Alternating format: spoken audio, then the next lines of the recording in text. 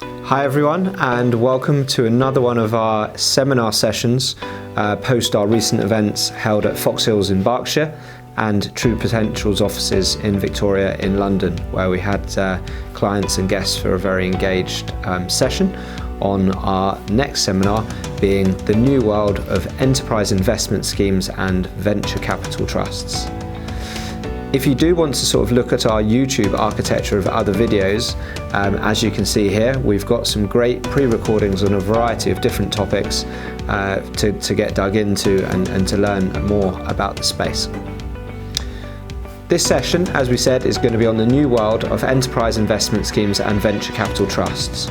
So we'll focus the session on an introduction to enterprise investment schemes and venture capital trusts. We will talk a bit more about our own history in the space with enterprise investment schemes, especially being particularly a prevalent tool of the past.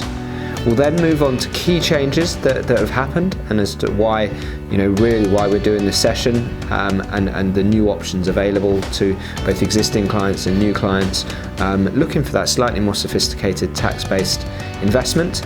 And we'll finish the session with what we think is the way forward in this new world. So looking at the history of the two schemes, these aren't new schemes. The government introduced both schemes around the mid-90s, the EIS scheme in 1994, venture capital trusts in 1995. So they really have both been schemes that have evolved over that period.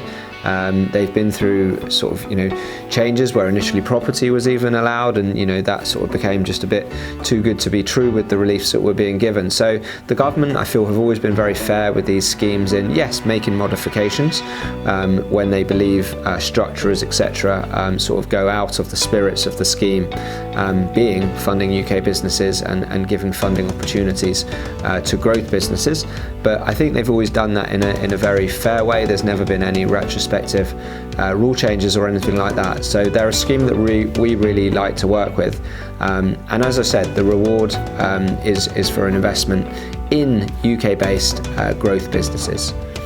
The last of the schemes to be launched was the SEED Enterprise Investment Scheme in 2012, and that again was designed to help a whole new tier of small start-up businesses get vital funding in a sort of post-Lehman's crash environment where banks weren't lending and the usual funding sources really had dried up. So it was a very sort of creative scheme that, as we'll go on to the tax breaks, but in that first year of the scheme, very, very generous, and an investor could even be 3% up with a failed businesses in 6 months, which really was a unique part of the scheme. We'll talk a bit more about the patient capital review specifically in relation to the changes, but that has really been the key piece of legislation that's shaken up these schemes. So firstly, the enterprise and seed enterprise investment schemes. So firstly, in terms of initial tax relief, your £10,000 investment in an enterprise investment scheme will return you £3,000 of tax, so 30% relief. The seed enterprise investment scheme, a more generous £5,000 back on that £10,000 investment. So yeah, this is for anyone that has generated tax either on earned income, property profits. As long as you've paid that amount in tax over the previous 2 tax years, you'll be entitled to that rebate fully coming back to you as an investor. So a great starting point for the investor with that tax break. In terms of capital gains, both schemes, as long as the investment being held for 3 years, has no capital gains tax to pay on any profit. In this new world of EIS, if you're lucky enough to hold an investment and it doubles in value, that can be a really valuable relief for the investor. Inheritance tax relief. So again, with these being investments in single companies, despite being in a fund structure, they still qualify for business relief. So after just 2 years of holding, your enterprise investment or seed enterprise investment is fully exempt from UK inheritance tax. And I think probably the most unique and powerful thing about the two schemes is the role of loss relief. So we talked about that EIS investor that had their £3,000 back on their £10,000 investment. Well, the other £7,000 of that investment, if the business completely fails and is worth nothing at all, that £7,000 as well can be offset against an individual's marginal tax rate. So 45% taxpayers can get 45% of the other £7,000 back, I won't do the exact maths on the spot, but I think that's sort of about another 3,200 back in tax relief. So usually an EIS investor is risking 36p in the pound with unlimited upside, and a seed enterprise investment investor with reliefs on capital gains on other investments as well can be as low as 14p in the pound that they're risking at that starting point of investment. So you can really see why these have been schemes that have been popular and really grown, and I think both schemes had their highest receipts last year in terms of new investments received.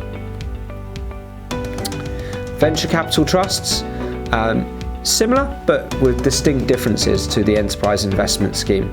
The main thing with a venture capital trust is that it really is more of a fund-based structure. So a fund will go out and try and raise a tranche of perhaps 15 or 20 million of new money. Some of this will be for follow-up rounds and in existing investments, existing nominee investments. Some of that funding will be in brand new investments. Generally, a venture capital trust will be investing after the enterprise investment scheme stage, so these will be more mature businesses, should have a higher rate of success, will all be profitable in most instances, so it's a more established business that you're investing into.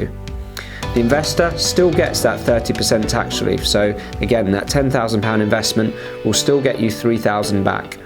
Also as well, from an admin perspective, that venture capital trust certificate is issued instantly, and so the £3,000 actually comes back to the investor far quicker than the enterprise investment schemes.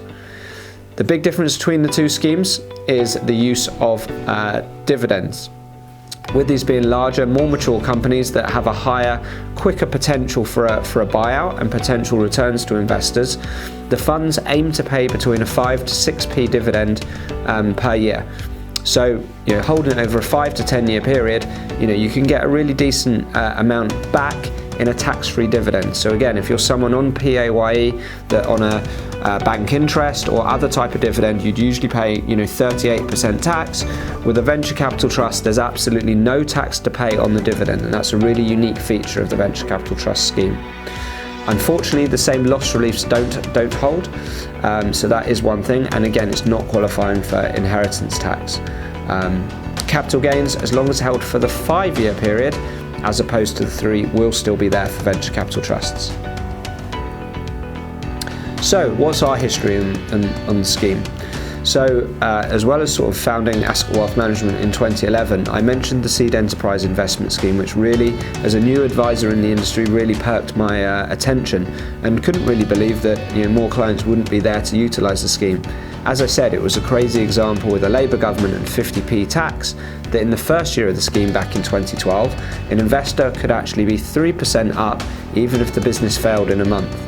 Very unique position to be in. So with that information, I actually founded another business that at the time was called SEED EIS Platform. I'm still just a shareholder of that business. I passed the reins on to Daniel Rodwell, who's made a great success of the business. The business is now called Growth Invest, definitely worth one for you to have a look at, and we do all our enterprise investment and VCT investments through this platform. But essentially what that gave me was a real appetite for the enterprise investment scheme and the rules, and we with clients successfully self-structured a pub in Windsor, which clients also enjoyed a few beverages at, as well as self-structuring some lead companies. We bought a couple of IFA businesses using the same self-structuring. So yeah, I got a real appetite for the rules and how this could be used. We then went on to preferring the asset-backed investment, like lots of advisory firms. So we did in the millions, as the next slide will show, in the likes of the nurseries, the crematoriums, the self-storage sites, all with the unique feature that they had an underlying freehold asset-backing protection. So many of these businesses would raise 4 million under EIS rules, but 3 million of that would go and buy the piece of land that the business was going to be run on. So as much as they weren't going to return the sort of 2-3 times investment an EIS fund can return now, they had a target return of about 35p in the pound, but you still got your tax relief, and the capital downside, because you owned that piece of land, was was minimised, wasn't risk-free, but the government got to the point where this was too good, and again, patient capital review will come on to. But yeah, hopefully that gives a bit more background why we as a firm, over other advisory firms, feel we're really specialists in this space. We talked about our volumes. So our volumes have really drastically changed. We at one point, I think, did sort of 3 to 4 million a tax year in these schemes. In the last year of the scheme, we barely did a couple of 100,000. We really have gone back to the drawing boards, as we'll go on to in a minute. And as any investment, we want to fully understand it and fully protect the client if we're going to advise it. So with the drastic changes, we've gone back to the drawing board, written 2 new white papers in the space, completely redesigned our selection process, and feel very comfortable with where we are with both of those. So what were the changes? We've touched on the types of structures that have been banned, and essentially it was a move by the government back to just really wanting the original aims of the scheme to be the emphasis, which was growth in UK businesses looking for real growth, not these clever self-structures that were put together, met the rules, or had all been signed off by HMRC in the advanced assurance, but were just probably offering a bit too much protection to investors. And we've had some really nice returns over the years from these investments, but with the 1-year warning and these being banned, that has been the main change. So no solar, no buying of goodwill out of other businesses, no purchasing of land and freeholds, and really sort of a more overriding rule that the government can come back at any point and question the growth objectives of a company raising money now. So those have been the sort of real dramatic changes in the enterprise investment scheme. In venture capital trusts, again, schemes have all been changed over the years. The main change in venture capital trusts is now that 80% of the funds that a fund raised within 3 years have to be in qualifying businesses for the venture capital trust. And again, these are businesses of a certain size and growth profile. So again, the venture capital trust did have the ability to invest in all solar and wind power and all more asset-backed companies. So again, there is a real drive to making sure certain sectors are banned and that the venture capital trusts are investing in businesses that really are looking for growth. Also, the use of loans. Loans have to now be on a completely unsecured basis, but again, can be a really attractive way for a business for a fund to get an alternate style of return for the venture capital trust. But these now also have a limit to the amount of a venture capital trust that can be used as loan investment as opposed to equity-based investment. So all rules again just to, I think, make the schemes more relevant again and fairer given the tax breaks that they're giving up front to investors. So should they still be a part of your strategy? We absolutely think so. Yeah, we've spent days, weeks, months going back to the drawing board in sort of seeing how we think we should apply it to clients. Please see one of our earlier presentations on annual allowances. We certainly think these schemes, especially the venture capital trust, act as a substitute for those not able to do pension planning and contributions anymore. So we actually think, we really do think they are a key part of strategy going forward. So under the new world, I think target returns are going to increase. I think there'll be a real sort of fallout in those funds that really do have the people with the abilities, the accounting, perhaps private equity backgrounds to pick winners in this space versus those that have been structures in the past who are now purporting to be selectors of these great UK growth companies. So I think there'll be a real dwindling as to who are going to be the stars in picking these businesses, and that's really our job as an advisory firm to do that due diligence. We don't want to put client money into people that did a lot of asset backing before and in our opinion haven't really transformed their process enough to go and pick those winners in the new world.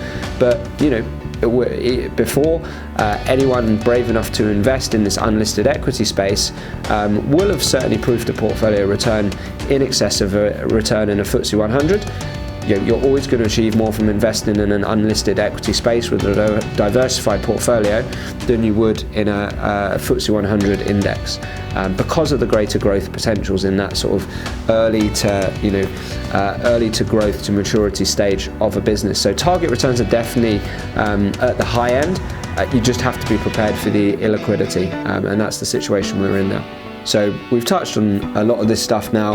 In this slide, it's really sort of the prevention of these single companies. Potentially fees is a thing to keep an eye on. These funds that we now have to invest into aren't cheap, and again, hopefully that's an advantage of working with us as your advisor, that we get better rates and we can negotiate on behalf of clients. And yeah, transparency post-reporting, I think is going to be really key. But these are all things that these enterprise investment and VCT funds are going to have to deal with. Our approach, we've talked about white papers, so essentially that's what we've done. We've completely redesigned our process. We want managers with a track record. We want investments of a certain size. We want to see winners. We want to see proof of exits that companies have managed. We want to see funds large enough that they can go and influence boards and things. We love to see business protection. We don't want to go into a business where the founder has been an inspirational person and a horrific car crash happened, lose that person. We want to ensure protections are there. So yeah, please, obviously coming on board of a client is only really the first time you'll see these white papers, but we really have gone back and designed exactly what we want to see in these EIS funds and venture capital trusts before we would entertain money going in. From that, we really have gone through the whole of the market. We've interviewed 20, 30 different EIS managers. We've interviewed 10 plus venture capital trust managers, and in both spaces we're down to about 5, I think, in the enterprise investment scheme that we are happy to invest in, and I think only 3 in the venture capital trust. So we've done all that work of going through the obstacles, the proofing, the due diligence, the interviews, and we're really, really happy with the position we've got our selection and approach as a business into now. So EIS or VCT is the final part of this seminar. I think those willing to sit on long-term investments, enterprise investment schemes still offer a better target return. We think venture capital trusts, certainly as the pension replacement option. So what we mean by that is if you can't contribute now to your pension because your annual allowance has been clipped, venture capital trusts just they don't have a guarantee, but they have an option after 5 years where a fund will perhaps buy back your investment for you. So again, that opportunity to almost recycle tax relief and have some exit point that an enterprise investment fund doesn't have, I think just sways the argument in the favour of the venture capital trust for the majority of our clients. We will of course have clients that do both. I just think those doing enterprise investment schemes really now have to view that probably as an 8 to 10 year investment, which for many will be too long despite the tax relief and other benefits that have been given. A venture capital trust, we can potentially give exit options after 5 years, which I think suits and sits with clients a little bit better. So I think clients will be willing to give that EIS upside up in exchange for still very generous venture capital trust tax breaks and investing in those larger businesses. But of course, it's key to come in, see an advisor, sit down, see which part of your portfolio this might be relevant for, and we will design an investment recommendation based off that. So that's the end of this presentation. So thank you once again for your attention. Hopefully some useful parts in that. Please do go to our YouTube channel where again you can see a whole array of other both investment briefings and tax-based briefings that we've taken time to record as a sort of pre-education before coming on board as a client. We hope you'll find these resources useful, and we hope we'll speak to you soon. Thank you.